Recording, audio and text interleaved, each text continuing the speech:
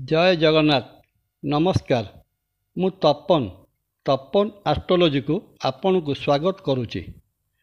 ବନ୍ଧୁଗଣ, କିଛି ବନ୍ଧୁ ଅନୁରୋଧ କରିଛନ୍ତି ସମ୍ପ୍ରତି ଦେଶରେ ଅନୁଷ୍ଠିତ ହେଉଥିବା ସାଧାରଣ ନିର୍ବାଚନ ସମ୍ପର୍କରେ କିଛି ଜ୍ୟୋତିଷ ଆଲୋଚନା କରିବା ପାଇଁ। ବନ୍ଧୁମାନଙ୍କ ଅନୁରୋଧରେ ଆଜିର ଏହି ଉପସ୍ଥାପନା। ନିର୍ବାଚନରେ ବିଜୟ ପାଇଁ ଦଳର ନୀତି, ମାନବ ସମ୍ବଳ, ଭୌତିକ ସାଧନ ସହିତ ଗ୍ରହବଳ ମଧ୍ୟ ଆବଶ୍ୟକ। କାରଣ ଗ୍ରହ ରାଜ୍ୟ ବା ଦେଶର ଶାସନ ଭାର ଦେଇଥାଏ ତଥା ଗ୍ରହମାନଙ୍କର ଶକ୍ତି ଅନୁସାରେ ପ୍ରାର୍ଥୀ ବିଜୟ ଲାଭ କରିଥାଏ। ଜନ୍ମକୁଣ୍ଡଳୀରେ ଯେତେ ଗୁଡ଼ିଏ ଗ୍ରହ ଉଚ୍ଚ ସ୍ଥାନ, ନିଜ ସ୍ଥାନ ତଥା ଶୁଭ ଭାବରେ ଅବସ୍ଥାନ କରିଥାଏ, ତାର ଦଶା ଅନ୍ତର୍ଦଶାରେ ଶୁଭ ଫଳ ପ୍ରଦାନ କରିଥାଏ। ରାଜଯୋଗ ପ୍ରଦାନକାରୀ ଗ୍ରହଗୁଡ଼ିକ ବ୍ୟକ୍ତିକୁ ନିର୍ବାଚନ ଜିତାଇବା ସହ ପଦପଦବୀ ଯଥା ମନ୍ତ୍ରୀ ପଦଠାରୁ ଆରମ୍ଭ କରି ପ୍ରଧାନମନ୍ତ୍ରୀ ପଦ ମଧ୍ୟ ପ୍ରଦାନ କରିଥାନ୍ତି।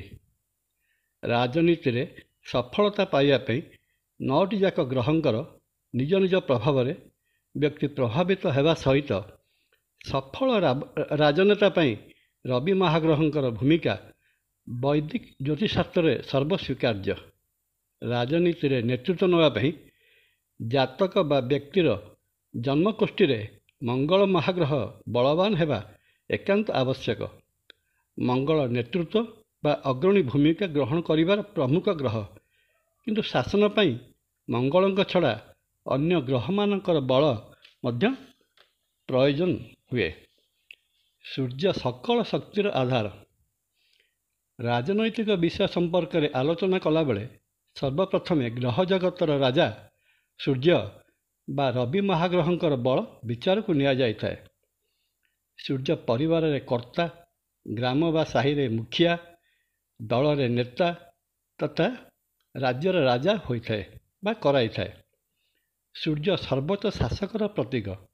ତେଣୁ ରାଜକାର୍ଯ୍ୟ ସମ୍ବନ୍ଧରେ ଆଲୋଚନା କରିବା ସମୟରେ ସୂର୍ଯ୍ୟଙ୍କୁ ସର୍ବପ୍ରଥମେ ପ୍ରାଥମିକତା ଦେବାର ଆବଶ୍ୟକତା ଅଛି। ଜନ୍ମ ସମୟରେ ରବି ମହାଗ୍ରହଙ୍କ ରଶ୍ମି ବା ତେଜ ଅନୁସାରେ ବ୍ୟକ୍ତିର ଭାଗ୍ୟ ନିୟନ୍ତ୍ରିତ ହୋଇଥାଏ।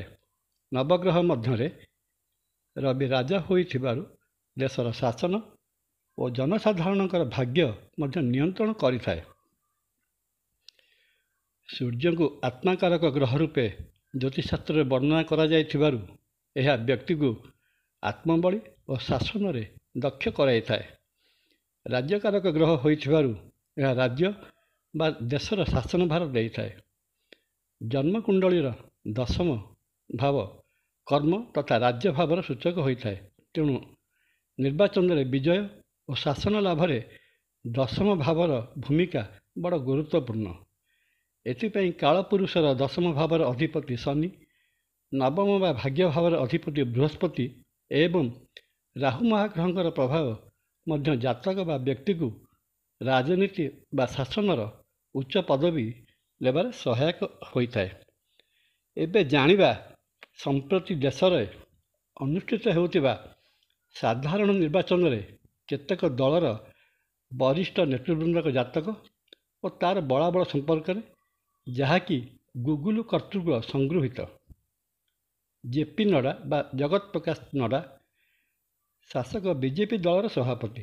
ତାଙ୍କ ଜାତକରେ ମୀନ ଲଗ୍ନ, ବୃଷ ରାଶି, ଦଶମ ଭାବରେ ଶନି, ବୃହସ୍ପତି ଓ ଶୁକ୍ର, ନବମ ବା ଭାଗ୍ୟ ଭାବରେ ରବି ପ୍ରମୁଖ ଗ୍ରହ ରହିଛନ୍ତି। ପ୍ରଧାନମନ୍ତ୍ରୀ ନରେନ୍ଦ୍ର ମୋଦି। ବିଛା ଲଗ୍ନ, ଲଗ୍ନରେ ଲଗ୍ନାଧିପ ମଙ୍ଗଳ ଓ ଚନ୍ଦ୍ର, ଚତୁର୍ଥ କୁମ୍ଭ ରାଶିରେ ବୃହସ୍ପତି, ଦଶମସ୍ଥ ଶନି ଓ ଶୁକ୍ର ଦୃଷ୍ଟ, ଏକାଦଶ କନ୍ୟା ରାଶିରେ ଦଶମାଧିପ ରବି ବୁଧଯୁକ୍ତ ହୋଇ ପ୍ରବଳ ବୁଧାଦିତ୍ୟ ଯୋଗ ଏବଂ ତତ୍ ସହିତ ବଳବାନ ଲଗ୍ନ।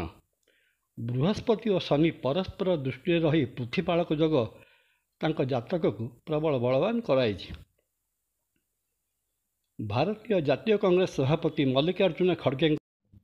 ମଲ୍ଲିକାର୍ଜୁନ ଖଡ଼ଗେଙ୍କର ତୁଳା ଲଗ୍ନ, ଲଗ୍ନରେ ଦଶମାଧିପ ଚନ୍ଦ୍ର, ଭାଗ୍ୟରେ ବୁଧ ନିଜ ଘରେ, ବୃହସ୍ପତି ଏବଂ ଶୁକ୍ରଯୁକ୍ତ, ଦଶମରେ ରବି ମଙ୍ଗଳ ତାଙ୍କ ଜାତକକୁ ବଳବାନ କରି ଗଢ଼ି ତୋଳିଛି। ଲଗ୍ନ ଓ ଲଗ୍ନାଧିପ ବୁଧ ମଧ୍ୟ ବଳବାନ। ରାହୁଲ ଗାନ୍ଧୀ। ଭାରତୀୟ ଜାତୀୟ କଂଗ୍ରେସର ଅନ୍ୟତମ ବରିଷ୍ଠ ନେତା ରାହୁଲ ଗାନ୍ଧୀଙ୍କର ମକର ଲଗ୍ନ। ଲଗ୍ନାଧିପ ଶନି ଚତୁର୍ଥ ମେଷରେ ନୀଚ ଓ ଦଶମ ତୁଳା ରାଶିସ୍ଥ ବୃହସ୍ପତିଙ୍କ ଦୃଷ୍ଟ। ଅଷ୍ଟମାଧିପ ରବି ଷଷ୍ଠରେ ମଙ୍ଗଳଯୁକ୍ତ ଓ ବିପରୀତ ରାଜଯୋଗ ତଥା ଶତ୍ରୁ ସୂର୍ଯ୍ୟ ପ୍ରଶସ୍ତ ଅର୍ଥାତ୍ ଜ୍ୟୋତିଷଶାସ୍ତ୍ର ଅନୁଯାୟୀ ରବି ଷଷ୍ଠ ସ୍ଥାନରେ ଭାବବଳୀ ଓ ଶତ୍ରୁନାଶକ। ଭାଗ୍ୟାଧିପ ବୁଧ ତାର ଭାଗ୍ୟ ପଞ୍ଚମ ବୃଷ ରାଶିରେ। ମକର ଲଗ୍ନକୁ ଶୁକ୍ରଙ୍କ ମିତ୍ର ବା ଶୁଭ ଦୃଷ୍ଟି ଲଗ୍ନକୁ ବଳବାନ କରିଛି। ନୀତିଶ କୁମାର। ମିଥୁନ ଲଗ୍ନ। ଲଗ୍ନାଧିପ ବୁଧ ଭାଗ୍ୟଭାବ କୁମ୍ଭ ରାଶିରେ ରବି ବୃହସ୍ପତି ଓ ରାହୁ ଯୁକ୍ତ। ପ୍ରବଳ ବୁଧାଦିତ୍ୟ ଓ ଭାଗ୍ୟବାନ ଯୋଗ। ଦଶମ ମୀନ ରାଶିରେ ରାଜନୀତିକାରକ ଶୁକ୍ର ଉଚ୍ଚ ଓ ଦିଗ୍ବଳ ପ୍ରାପ୍ତ ମଙ୍ଗଳ ଯୁକ୍ତ ତଥା ଭାଗ୍ୟାଧିପ ଶନିଙ୍କର ଦଶମ ସ୍ଥାନକୁ ଦୃଷ୍ଟି ଏକ ପ୍ରମୁଖ ଶାସନକର୍ତ୍ତାଙ୍କର ଜାତକ ରୂପେ ପରିଚୟ ଦିଏ। ମମତା ବାନାର୍ଜୀ। ମେଷ ଲଗ୍ନ। ଦ୍ୱିତୀୟ ବୃଷ ରାଶିରେ ଚତୁର୍ଥାଧିପ ଚନ୍ଦ୍ର ଉଚ୍ଚ। ଚତୁର୍ଥ କର୍କଟ ରାଶିରେ ନବମ ବା ଭାଗ୍ୟଭାବର ଅଧିପତି ବୃହସ୍ପତି ଉଚ୍ଚ ଭାବରେ ରହି ଦଶମ ବା ସିଂହାସନ ସ୍ଥାନକୁ ଦୃଷ୍ଟି। ଦଶମ ଭାବର ଅଧିପତି ଶନି ସପ୍ତମ ତୁଳା ରାଶିରେ ଉଚ୍ଚ ଭାବରେ ଅବସ୍ଥିତ ଏବଂ ପଞ୍ଚମ ତଥା ଯଶ ଓ ଖ୍ୟାତି ଭାବର ଅଧିପତି ରବି ତାର ପଞ୍ଚମ ଅର୍ଥାତ୍ ନବମ ଭାବ ଧନୁ ରାଶିରେ ବୁଧଯୁକ୍ତ ହୋଇ ତୃତୀୟ ପରାକ୍ରମ ଭାବକୁ ଦେଖୁଥିବାରୁ ପରାକ୍ରମୀ ବଳବାନ ଜାତକ। ମୋଟାମୋଟି ଭାବେ କହିବାକୁ ଗଲେ କୌଣସି ଜାତକ କାହାଠାରୁ କୌଣସି ଗୁଣରେ କମ୍ ନୁହନ୍ତି, କିନ୍ତୁ ପ୍ରଧାନମନ୍ତ୍ରୀ ମୋଦିଙ୍କର ଜାତକ ଅନ୍ୟମାନଙ୍କ ଠାରୁ 19-20 ପରି ସାମାନ୍ୟ ଅଧିକା ବଳବାନ ଜାତକ। ବର୍ତ୍ତମାନ ସମୟରେ ମୋଦିଙ୍କ ଜାତକରେ ଶନି ଢୟା ଚାଲିଛି ଅର୍ଥାତ୍ ଗୋଚରରେ ଶନି ଚତୁର୍ଥ ଭାବରେ ଅବସ୍ଥାନ କରିଛନ୍ତି ଏବଂ ଜାତକର ଦଶମ ଭାବ ସିଂହ ରାଶିକୁ ଦୃଷ୍ଟି ଦେଉଛନ୍ତି। ଚଳିତ ମେ ମାସ 1 ତାରିଖ ଠାରୁ ତାଙ୍କର ମଙ୍ଗଳ ମହାଦଶାରେ ଶନି ଅନ୍ତର୍ଦଶା ଚାଲୁଅଛି। ଜାତକ ଚକ୍ରରେ ଲଗ୍ନରେ ମଙ୍ଗଳ ବଳବାନ ଏବଂ ଦଶମରେ ଶନି ଶୁକ୍ର ଯୁକ୍ତ।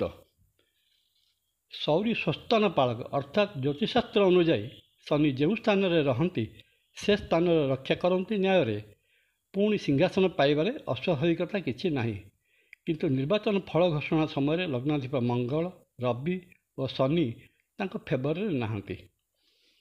ଏହିସବୁ ଜାତକ ଯାହାକି ଗୁଗୁଲ ସୌଜନ୍ୟରୁ ପ୍ରାପ୍ତ ନିରୀକ୍ଷଣ କଲା ପରେ ଜଣାପଡ଼ୁଛି ଯେ ଚଳିତ ସାଧାରଣ ନିର୍ବାଚନରେ କୌଣସି ରାଜନୈତିକ ଦଳ ହୁଏତ ଏକକ ସଂଖ୍ୟାଗରିଷ୍ଠତା ପାଇ ନ ପାରନ୍ତି। ମିଳିତ ମନ୍ତ୍ରିମଣ୍ଡଳର ସମ୍ପୂର୍ଣ୍ଣ ସମ୍ଭାବନା। ପ୍ରାନ୍ତୀୟ ଦଳଗୁଡ଼ିକ ପ୍ରଧାନମନ୍ତ୍ରୀ ନିର୍ଣ୍ଣୟରେ ପ୍ରମୁଖ ଭୂମିକା ଗ୍ରହଣ କରିବେ। ଦେଶର ରାଜନୈତିକ ଆକାଶରେ ନୂତନ ରାଜନେତା ନୂତନ ତାରକା ରୂପେ ଉଦ୍ଭାସିତ ହେବେ ଏବଂ ନୂତନ ଭାବରେ ନୂତନ ନେତା ମଧ୍ୟ ନିର୍ବାଚିତ ହୋଇପାରନ୍ତି। ଭିଡ଼ିଓଟି ଭଲ ଲାଗିଲେ ସବସ୍କ୍ରାଇବ୍ ଓ ସେୟାର କରିବା ପାଇଁ ଅନୁରୋଧ। ଜୟ ଜଗନ୍ନାଥ। ନମସ୍କାର।